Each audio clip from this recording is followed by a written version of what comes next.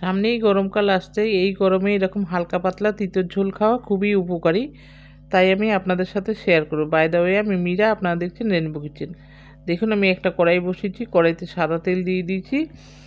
এবারে আমি লম্বা লম্বা করে সরু করে উচ্ছে কেটে রেখেছি, সেই উচ্ছেগুলো আমি ভেজে নেব। আমার রেসিপিটি যদি আপনাদের ভালো লাগে তাহলে লাইক কমেন্ট শেয়ার করবেন, আর নতুন বন্ধুদের বলছি প্লিজ সাবস্ক্রাইব করে আমার পাশে থাকবেন। পাশের বেল আইকনটি ক্লিক করে দেবেন, তাহলে সমস্ত ভিডিও নোটিফিকেশন আপনাদের কাছে পৌঁছে যাবে সবার আগে। আর পুরনো বন্ধুদের অনেক অনেক ধন্যবাদ আমার পাশে থাকার জন্য। দেখুন আমি একটু হলুদ গুঁড়ো দিয়ে দিয়েছিলাম, হলুদ গুঁড়ো দিয়ে আমি ভালো করে উচ্ছেগুলো ভেজে নেব লাল লাল করে।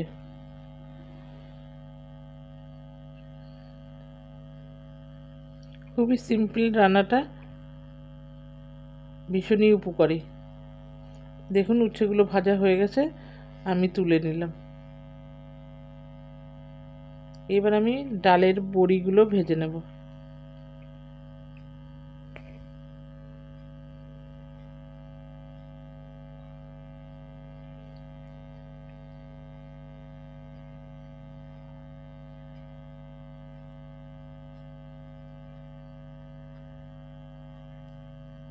ডালের বড়িগুলো ভাজা হয়ে গেছে, এবার আমি তুলে নিলাম। এবার এই তেলের মধ্যেই আমি জিরে, তেজপাতা আর শুকনো লঙ্কা ফোড়ন দিয়ে দেব।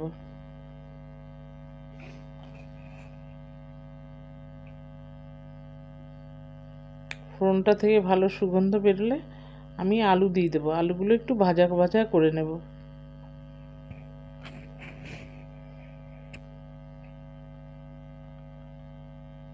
ভীষণ গরমে যখন কোনো কিছু খেতে ভালো না লাগে, তখন এই ধরনের তরকারি করলে খেতে ভীষণ ভালো লাগে। তেল মশলা তো একদমই ভালো লাগে না গরমে খেতে। দেখুন আমি আলুগুলো দিয়ে দিলাম, এবার আলুগুলো ভেজে নেব।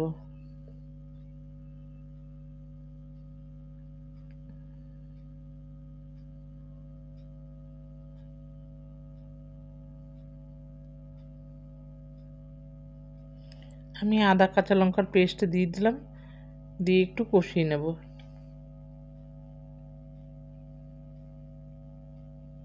যতক্ষণ আদার কাঁচা গন্ধটা না যায়।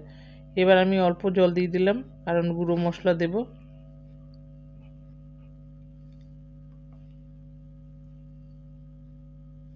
এবার দিয়ে দিলাম হলুদ গুঁড়ো আর জিরে গুঁড়ো।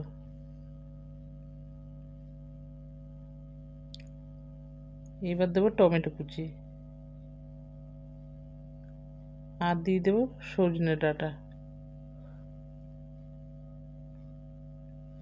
দিয়ে ভালো করে কষিয়ে নেব।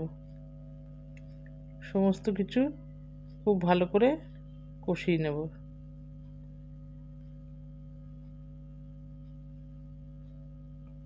এবার দিয়ে দেবো উচ্ছেগুলো, ভেজে রেখেছিলাম যে উচ্ছে, সেগুলো দিয়ে দিলাম। দিয়ে এবার ভালো করে আবার একটু কষিয়ে নেব।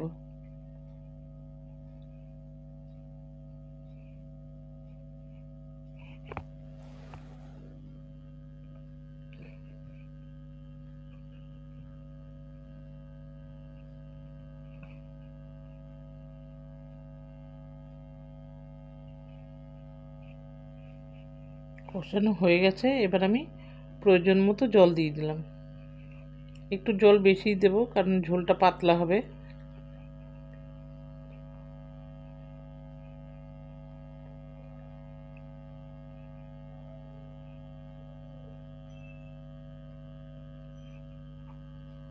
এবার আমি ঢেকে দেব। এই স্বাদ মতো লবণ দিয়ে দিলাম, দিয়ে ঢেকে দেব।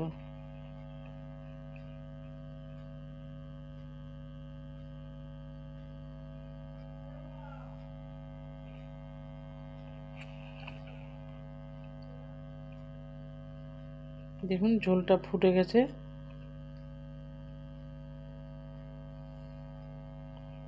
এবার আমি ডালের বড়িগুলো দিয়ে দেবো।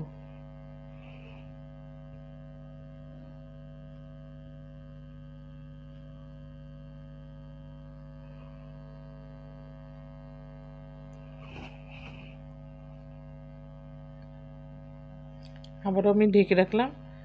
দেখুন সমস্ত কিছু সেদ্ধ হয়ে গেছে খুব ভালো করে। আমি এবার সার্ভ করে নেব। সার্ভ করে নিয়েছি। আবার দেখা হবে পরবর্তী ভিডিওতে। ভালো থাকবেন, সুস্থ থাকবেন। ধন্যবাদ।